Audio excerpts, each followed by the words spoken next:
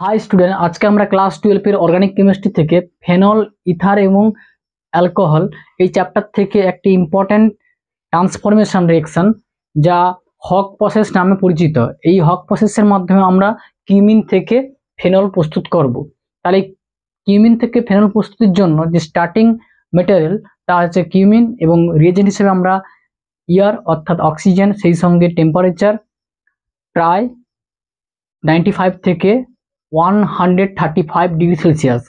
তাহলে এই কন্ডিশন যদি আমরা মেনটেন করি তাহলে সেক্ষেত্রে একটি ইন্টারমিডিয়েট প্রস্তুত হবে, যা হচ্ছে কিউমিন হাইড্রোপারক্সাইড নামে পরিচিত।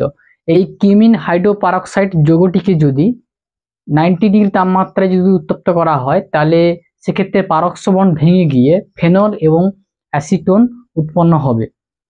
কিউমিন যৌগটি কি, বেঞ্জিনের উপরে থাকবে একটি আইসোপ্রোপাইল গ্রুপ অর্থাৎ CH3 তাহলে এই কিউমিনের সঙ্গে যদি আমরা কিউমিন,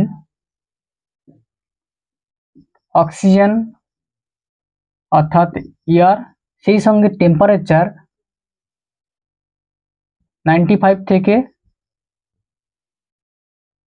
টেম্পারেচারের ক্ষেত্রে 95 থেকে 135 ডিগ্রি সেলসিয়াস যদি আমরা মেনটেন করি তাহলে সেক্ষেত্রে একটি ইন্টারমিডিয়েট পদার্থ উৎপন্ন হবে যার নাম কিউমিন হাইড্রোপারক্সাইড। তার সংকেত CH3 পারক্স বন্ড H। তাহলে এই কম্পাউন্ডটির নাম হচ্ছে কিউমিন হাইড্রোপারক্সাইড। এই কিউমিন হাইড্রোপারক্সাইড যৌগটিকে যদি আমরা 60 থেকে 95 ডিগ্রি সেলসিয়াস তাপমাত্রায় যদি উত্তপ্ত করি তাহলে সেক্ষেত্রে এই পারক্স বন্ডটি ভেঙে যাবে। ভেঙে গেলে কি পাবো? Final product